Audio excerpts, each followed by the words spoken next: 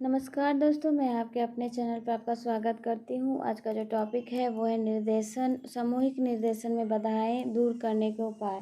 हम लोग ने पिछले वीडियो में देखा था कौन कौन से क्या है बाधाएं होती है एक सामूहिक निर्देशन को देने में। आपको सामूहिक निर्देशन पता है, ऐसा निर्देशन जो समूह में दिया जाता है उसको सामूहिक निर्देशन कहते हैं। एक साथ में बहुत सारे बच्चों को देना। अगर आपने पहला वाला वीडियो नहीं देखा तो प्लीज़ विजिट करके देख लें, क्योंकि ये एक दूसरे से रिलेटेड है। क्योंकि आपको ये नहीं पता, अगर आप ये वीडियो देख रहे हो तो आपको ये नहीं पता कि बाधा होती क्या, कौन कौन सी बाधा होती है। क्योंकि अगर आपको उसमें पता चलेगा तो उसका उपाय अब प्रश्न पता ही नहीं तो आप उत्तर कहाँ से दोगे। इसलिए मैं ये कहना हमेशा कहती हूँ कि आप पहले वाला वीडियो देख कर ही आज का टॉपिक है सामूहिक निर्देशन में बाधाएं दूर करने के उपाय। यानी हमारे पास प्रॉब्लम है लेकिन उसका सोल्यूशन कैसे किया जाएगा उसके बारे में आज हम लोग देखेंगे। पहला पॉइंट है आपका उद्देश्यों का निर्धारण।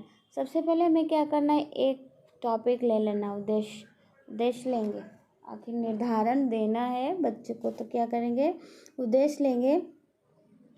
जैसे आरंभ में ही, जब शुरुआत में ही सामूहिक क्रियाएं जो होती है, संगठन की तैयारी बहुत ही हमें सावधानी पूर्वक विचार कर लिया जाए।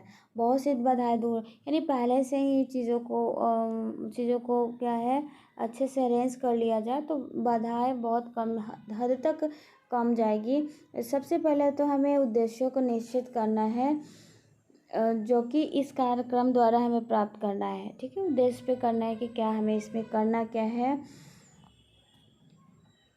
इसमें ये आवश्यक है कि चाहे उद्देश्य को पूरा करने के लिए परामर्शदाता स्वयं निश्चित करे या दूसरों को सहायता भी ले सकता है। ऐसा नहीं, उद्देश्य अगर वो निश्चित करना चाहता है तो वो स्वयं भी कर सकता है, साथ में वो अन्य लोगों का सहायता भी ले सकता है।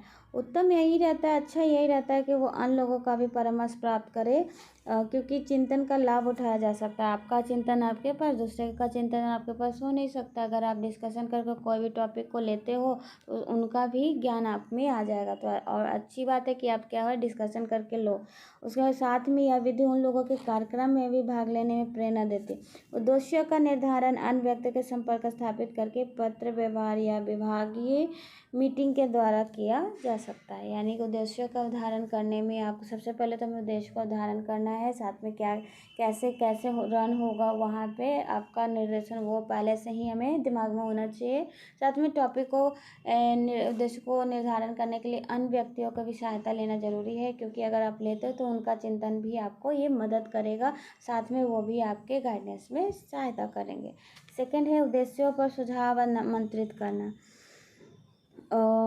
परामर्शदाता को समस्त उद्देश्यों की एक अंतिम सूची तैयार करनी चाहिए। उसके बाद यह सूची अन्य सहयोगों के समय सुधार या परिवर्तन हेतु प्रस्तुत करना चाहिए।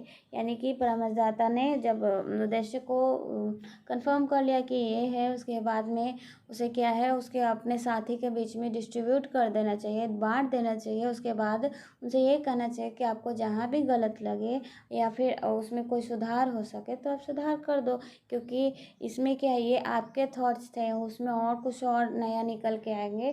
तो ये क्या है, ये भी एक हमें ऑब्स्टिकल बाधा को दूर करने का एक अच्छा उपाय है।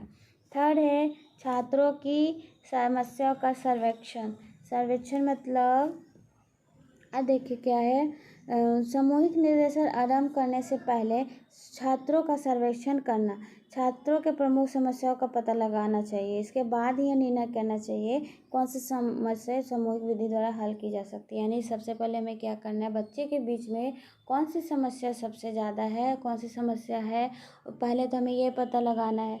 अब समस्या कुछ और है, हम कुछ और डिस्कशन गाइडेंस देंगे तो उसका कोई यूज ही नहीं होगा। नहीं, क्या लेना है हमें, कौन सा उद्देश्य लेना है, जो बच्चे के बीच में जो भी प्रॉब्लम है उसी को लेकर हमें गाइड करना है उसे। उसी को उद्देश्य बनाकर देना है, तब जाकर उसका क्या होगा, हमारा गाइडेंस का प्रोसेस होगा। फोर्थ है अभिभावकों का सहयोग। अब ये बहुत इम्पोर्टेंट पॉइंट है। छात्रों के माता पिता का सहयोग प्राप्त करने का प्रयास भी परामर्शदाता को करना चाहिए। उनकी प्रतिक्रिया का स्वभाव ज्ञात करने के लिए उनके पास प्रश्नावली भेजी जाए। इसके द्वारा यह जाना जा सकता है कि अभिभावकों की दृष्टि में नवयुवकों का प्रधान समस्या कौन सी है। यह ज्ञान छात्रों की समस्याओं के प्रमुख क्षेत्र या उन समस्याओं से ग्रसित छात्रों को पहचानने में मदद होगा। अब देखिए इसमें फोर्थ आपका पॉइंट करा अभिभावकों का सहयोग। अब इसमें क्या है, आपको गार्जियन पेरेंट्स का भी हेल्प लेना है। क्यों? पेरेंट्स को ये पता है कि हमारा बच्चे के साथ में क्या प्रॉब्लम है, एक टीचर को तो पता नहीं है।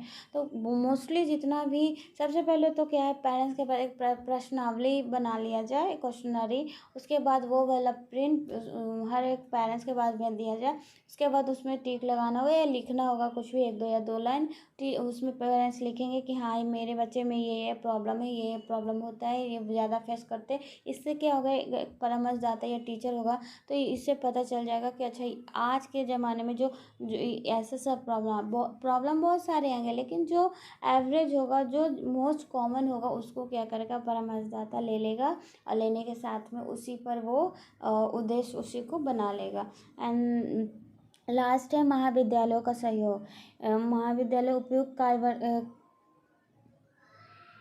देखिए ये क्या है, उपयुक्त कार्य में, यानी इस जो कार्य कर रहे हैं हम लोग, जो निकट में महाविद्यालय होंगे उसका सहयोग प्राप्त करना चाहिए। चाहे तो कुछ प्रोफेसर के विचार या स्वभाव या तकनीकी सहायता भी प्राप्त करनी चाहिए। ऐसा नहीं, कभी भी अगर आपको ज्ञान मिले तो पीछे नहीं होना है, क्योंकि ज्ञान ही हमारा सबसे बड़ा भूषण होता है, धन होता है। आप सज धज लो, कहीं भी चले जाओ पैंट शर्ट पहन के, अगर आपसे कुछ पूछा आपने जवाब नहीं दिया तो आपके ऊपर कुछ बोलेंगे नहीं, क्योंकि आप अच्छे घर के हो। लेकिन पीठ पीछे बहुत बोलते हैं, लेकिन आप बुरे पहनते हो, आपका पहनावा अच्छा नहीं है, लेकिन फिर भी आपका नॉलेज अच्छा है, आप प्रेजेंट अपने आप को बहुत अच्छे तरीके से उस सब व्यक्ति के पास किया। आपके पास, आपके मुंह पे तो बोले या ना बोले, लेकिन जब आप जाओगे तो हमेशा याद किया जाओगे। इसलिए क्या, हमेशा भरोसे, जहाँ ज्ञान मिलता है प्लीज़ आप ले लो।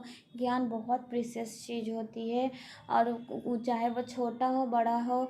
मेरे से भी छोटे से अगर मुझे ज्ञान मिलता है, मैं बच्चों के बीच में बैठती हूँ एज ए टीचर, तो बहुत सारी चीज़ें निकल के आती है जो मुझे नहीं आता है, तो मैं उसे पूछती हूँ। क्यों? क्योंकि मुझे नहीं आता है, आगे जाके हो सकता है काम आ जाए। तो ज्ञान आपको चाहे छोटे से मिले या बड़े से मिले, ये हमेशा लेना चाहिए, कोई झिझक नहीं होना चाहिए। और पॉइंट क्या था आपका, महाविद्यालय से हेल्प लेना जो आपके निकट में हो सकते हैं, और साथ में वहाँ के बच्चों से, वहाँ के प्रोफेसर से नहीं, सॉरी बच्चों से नहीं, प्रोफेसर से आप क्या है डिस्कशन इस टॉपिक के बारे में कर सकते हो। तो पहला है उद्देश्यों का निर्धारण, सेकेंड है उद्देश्यों पर सुझाव आमंत्रित करना, थर्ड है छात्रों की समस्याओं का सर्वेक्षण, फोर्थ है अभिभावकों का सहयोग, फिफ्थ है महाविद्यालयों का सहयोग। ये अब और भी बहुत बहुत सारे पॉइंट्स हैं, स्कूल का ले सकते हैं आप, साथ में काम करने वाले हैं उसका भी ले सकते हैं आप, क्योंकि वो भी बहुत कांटेक्ट में बच्चे को आते जाते देखते हैं, तो वो भी प्रॉब्लम को बोलते हैं, तो वो भी सुनते हैं, उनको भी पता होता है। तो ये सारा बहुत सारा पॉइंट था, इम्पोर्टेंट था, मैंने वही पॉइंट को यहाँ पे लिखा होगा। आई होप आपको सब वीडियो समझ में आया होगा। अगर आपको वीडियो नहीं समझ में आया तो प्लीज़ आप कमेंट बॉक्स में क्वेश्चन पूछिएगा, मैं आपका उत्तर देने का कोशिश करूँगी। Thank you and have a nice day.